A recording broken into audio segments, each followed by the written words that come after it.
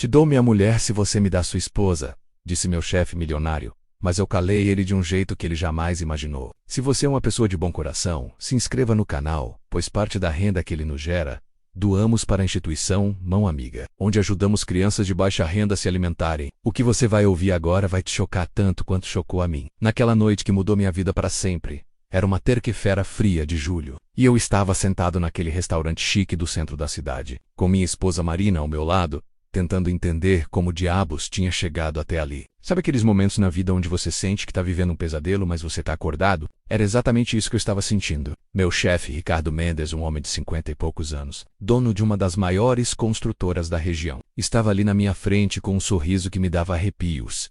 Marina apertava minha mão por debaixo da mesa, e eu sentia suas unhas cravarem na minha pele. Ela também estava sentindo que alguma coisa muito errada estava acontecendo. O ambiente do restaurante era elegante, música suave, luzes baixas, o tipo de lugar onde pessoas importantes fazem negócios importantes. Mas o que estava sendo proposto ali não tinha nada de importante. Tinha tudo de nojento.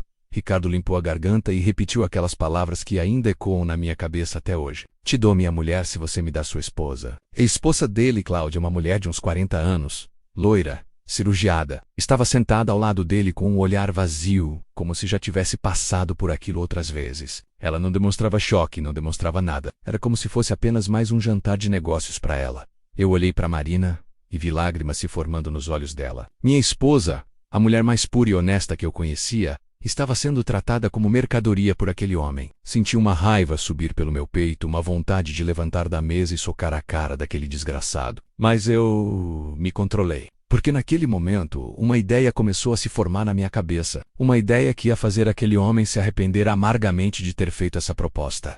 Vocês precisam entender uma coisa. Ricardo não era apenas meu chefe. Ele era o dono da empresa onde eu trabalhava há 8 anos. Eu tinha uma posição boa, ganhava bem, sustentava minha família com dignidade. Mas nos últimos meses, eu tinha percebido que ele estava se comportando de forma estranha comigo e principalmente com Marina. Sempre que ela aparecia na empresa, ele fazia questão de cumprimentá-la, de perguntar sobre ela, de elogiar sua beleza. No começo, pensei que fosse apenas educação. Afinal, ele era meu chefe e Marina era a esposa de um funcionário importante. Mas depois comecei a notar os olhares. Aqueles olhares que duravam mais tempo do que deveriam. As perguntas sobre a vida pessoal dela que não tinham nada a ver com trabalho. Os convites para eventos da empresa, onde ele sempre fazia questão de que Marina estivesse presente. Eu comecei a me sentir desconfortável, mas não queria parecer paranoico. Marina sempre me dizia que eu estava imaginando coisas, que Ricardo era apenas um chefe educado. Mas uma mulher sabe quando está sendo cobiçada.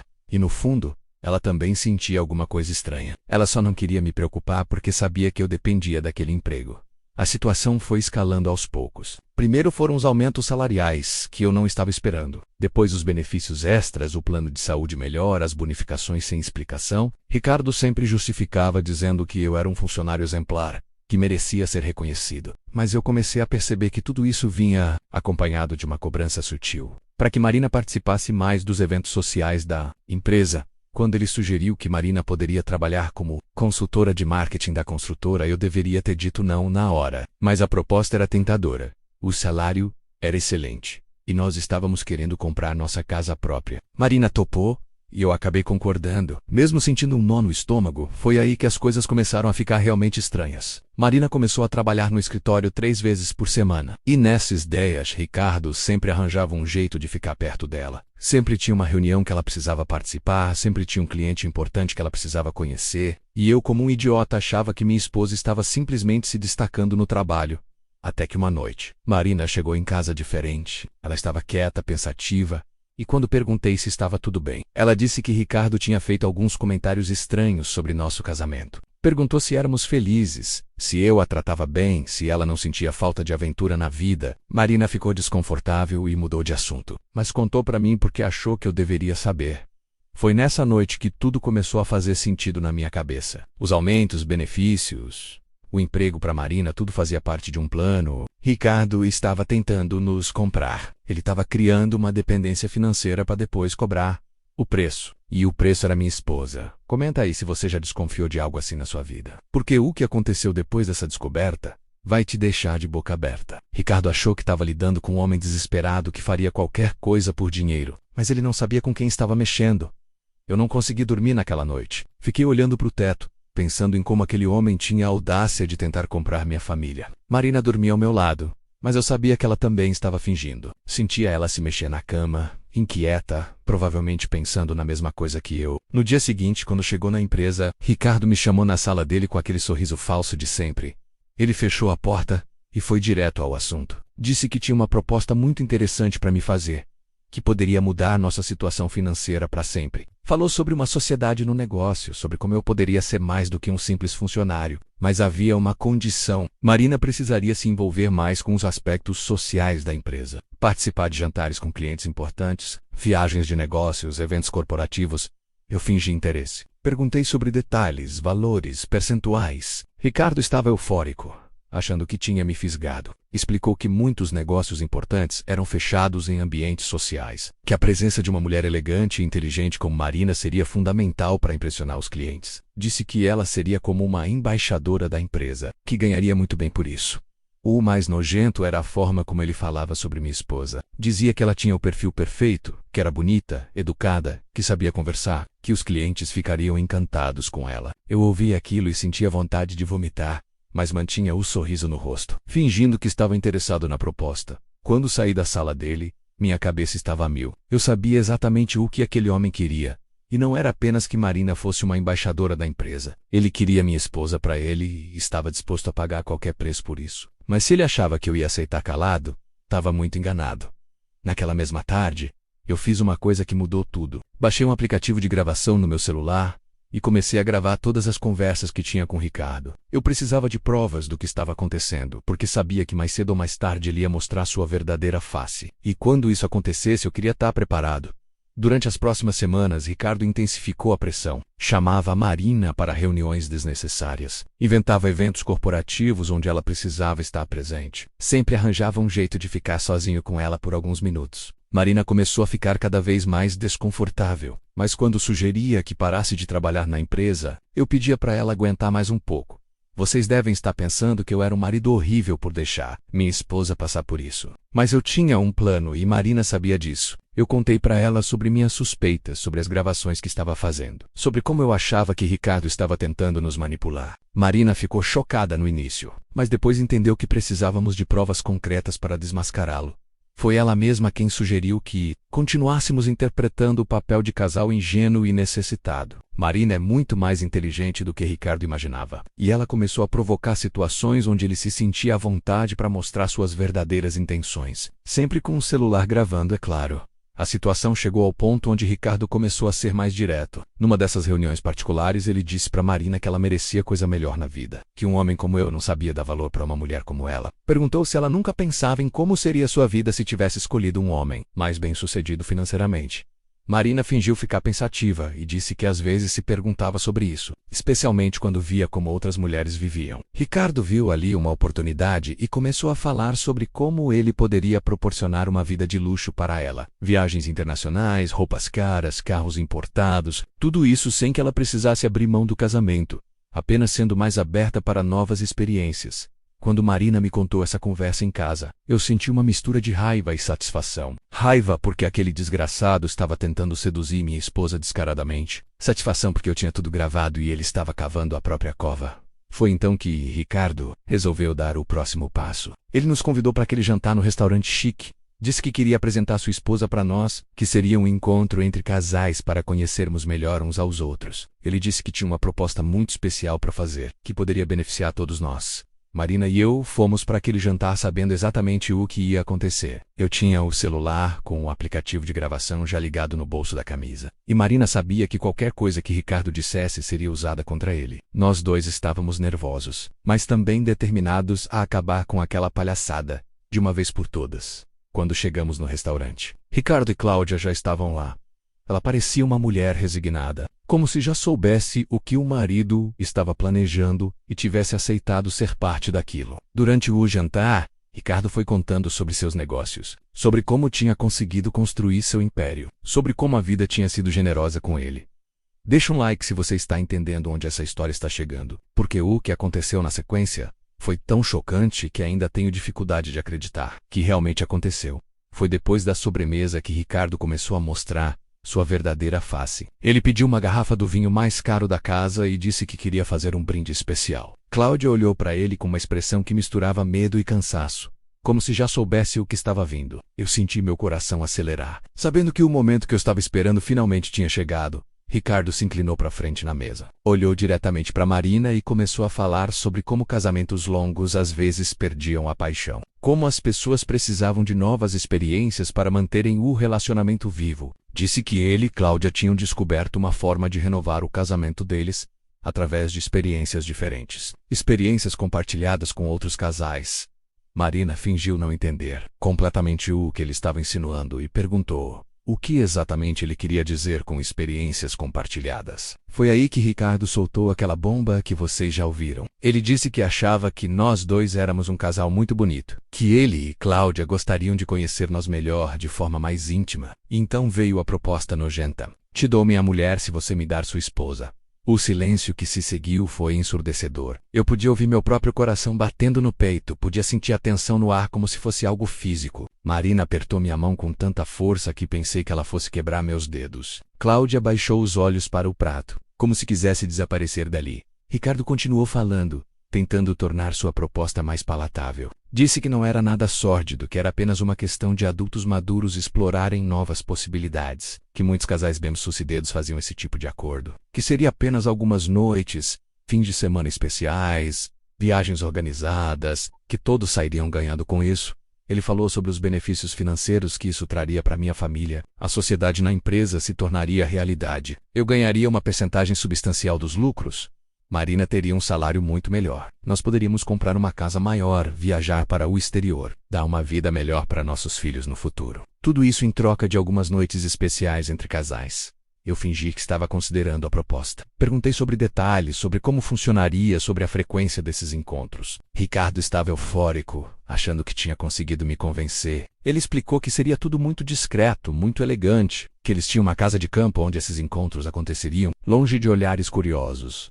Marina continuava calada, olhando para mim como se estivesse esperando minha reação. Eu sabia que ela estava interpretando o papel de esposa chocada e confusa, mas que no fundo estava tão revoltada quanto eu. Ela perguntou timidamente como Cláudia se sentia em relação a tudo isso. E foi aí que a coisa ficou ainda mais nojenta. Cláudia levantou os olhos e disse, com uma voz cansada, que no começo tinha sido difícil, mas que ela tinha aprendido a aceitar porque Ricardo sempre conseguia o que queria. Disse que era melhor participar do jogo dele do que ser deixada de lado, que pelo menos assim ela ainda tinha o status de esposa de um homem rico e poderoso.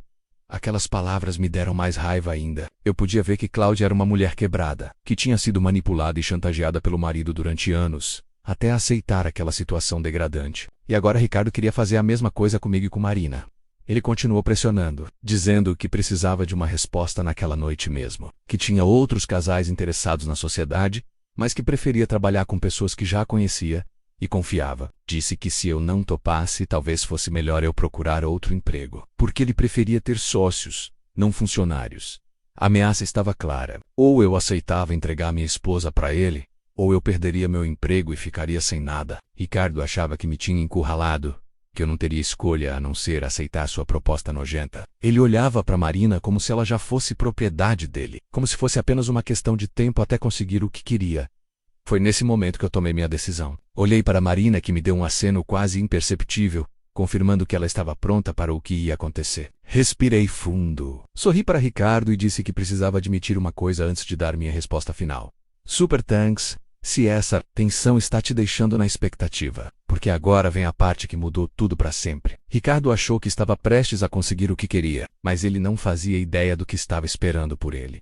Eu tirei meu celular do bolso da camisa, com o aplicativo de gravação ainda funcionando, e coloquei em cima da mesa bem na frente de Ricardo. O sorriso dele desapareceu instantaneamente quando ele viu a tela mostrando que estava gravando há mais de 2 horas. A cor sumiu do rosto dele, e eu pude ver o exato momento em que ele percebeu que tinha caído numa armadilha.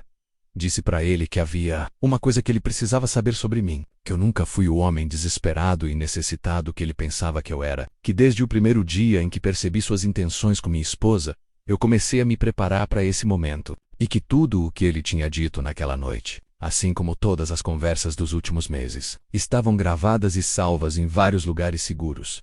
Ricardo tentou pegar meu celular, mas eu fui mais rápido e guardei de volta no bolso. Ele começou a gaguejar, tentando explicar que tinha sido apenas uma brincadeira, que não era nada sério, que eu tinha entendido tudo errado, mas era tarde demais. As palavras tinham sido ditas, as intenções tinham sido reveladas, e tudo estava documentado. Marina então falou pela primeira vez desde que a proposta tinha sido feita, com uma voz firme e decidida. Ela disse que desde o primeiro dia que começou a trabalhar na empresa, ela percebeu as intenções dele, que cada comentário inapropriado, cada olhar malicioso, cada toque desnecessário tinha sido percebido e relatado para mim, que nós dois tínhamos decidido deixar ele se enforcar com suas próprias palavras. A expressão de Ricardo mudou da incredulidade para o desespero. Ele começou a suar frio, olhando ao redor do restaurante como se procurasse uma saída. Tentou argumentar que nada daquilo poderia ser usado contra ele, que era apenas a palavra dele contra a nossa. Foi aí que eu puxei meu telefone novamente e reproduzi um trecho da gravação daquela noite. A voz dele ecoou clara e nítida pelo restaurante. Te dou minha mulher se você me dá sua esposa. As palavras que acabaram com sua vida como ele conhecia. Algumas pessoas nas mesas ao redor começaram a olhar na nossa direção, percebendo que alguma coisa séria estava acontecendo. Cláudia estava em choque total. Ela olhava para o marido como se estivesse vendo um monstro pela primeira vez. Eu percebi que ela nunca tinha visto Ricardo sendo desmascarado daquela forma. Nunca tinha visto ele perder o controle da situação. Para ela, o marido sempre foi o homem poderoso que conseguia tudo o que queria. Agora ela estava vendo ele se desmoronar.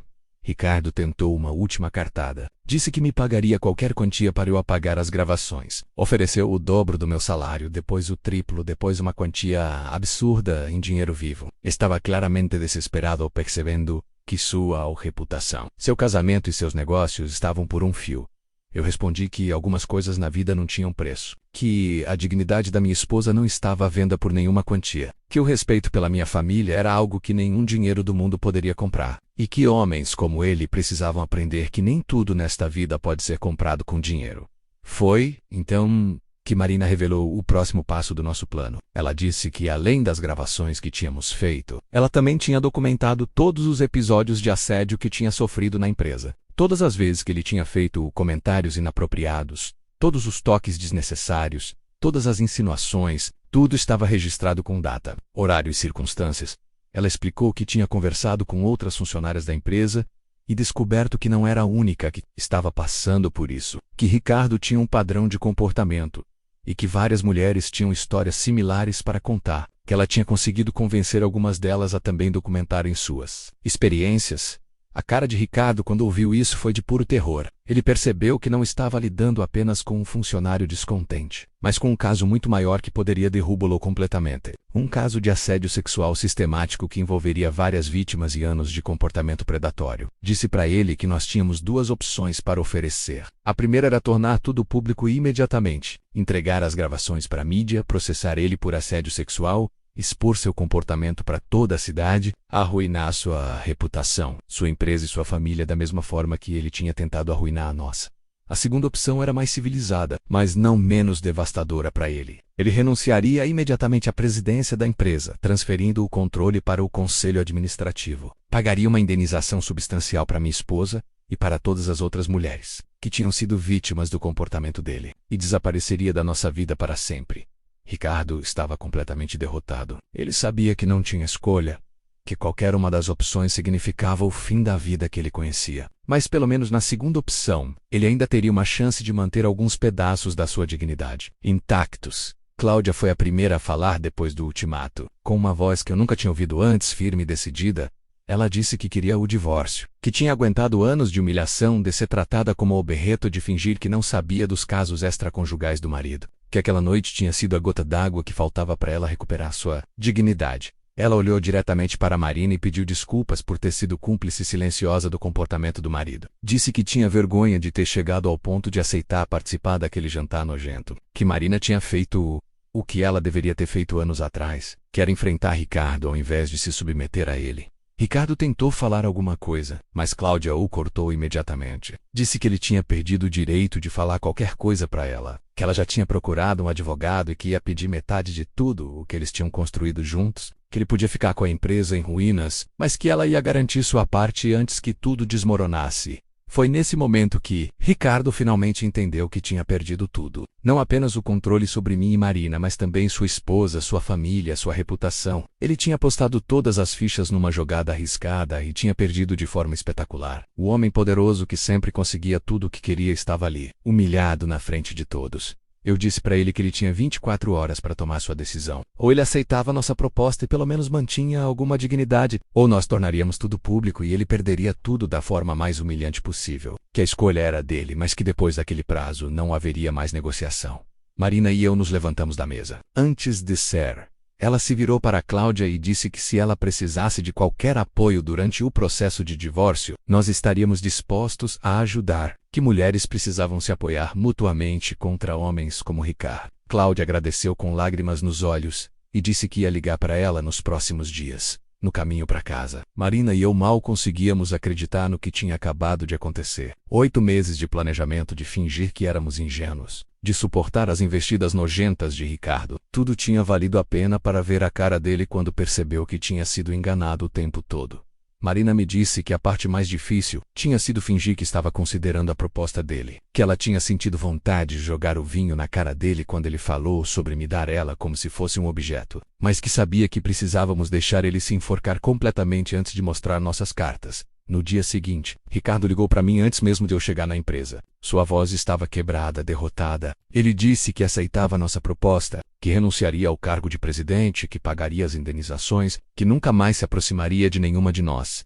Pediu apenas que mantivéssemos as gravações em segredo para proteger o que restava da sua família, que ele não estava em posição de pedir favor nenhum, mas que se ele cumprisse sua parte do acordo, nós manteríamos nossa palavra. Durante as semanas seguintes, assistimos Ricardo sendo obrigado a desfazer tudo o que tinha construído. A renúncia dele causou um alvoroço na empresa, mas o conselho administrativo assumiu o controle e conseguiu manter os negócios funcionando. Marina recebeu uma indenização que nos permitiu comprar nossa casa própria e ainda sobrar dinheiro para investir no futuro. Outras 5 funcionárias da empresa também receberam indenizações por assédio. Ricardo foi obrigado a vender suas ações da empresa para pagar tudo o que devia. Cláudia realmente pediu o divórcio e conseguiu ficar com uma parte substancial dos bens do casal. Ela me ligou algumas semanas depois para agradecer, dizendo que nossa coragem tinha dado a ela a força necessária para recomeçar sua vida, que ela estava se sentindo livre pela primeira vez em anos. 2 anos depois, Ricardo é apenas uma lembrança ruim na nossa vida. Ele teve que se mudar para outra cidade depois que as histórias sobre seu comportamento começaram a circular. A empresa onde trabalhávamos foi vendida para um grupo empresarial sério, e as funcionárias que ficaram dizem que o ambiente de trabalho melhorou. Trust to comment, Marina e eu aprendemos que às vezes na vida você precisa deixar o inimigo pensar que está ganhando para poder aplicar o golpe final. Que paciência e planejamento podem ser armas muito mais poderosas que raiva e impulsividade. E que quando você está lutando pela sua família, pela sua dignidade, você é capaz de coisas que nem imaginava. A verdade sempre encontra um jeito de aparecer, e quando ela chega, nada permanece igual. Ricardo descobriu isso da pior forma possível. Ele achava que podia comprar qualquer pessoa, controlar qualquer situação, conseguir qualquer coisa que quisesse. Mas descobriu que algumas coisas na vida não estão à venda. Se essa história tocou você, se inscreva no canal. Deixa seu like e compartilha com alguém que precisa ouvir que é possível enfrentar pessoas poderosas e vencer. E se você quiser apoiar nosso trabalho e ajudar as crianças da instituição Mão Amiga, deixa um super thanks. Sua história pode ser a próxima que vamos contar aqui.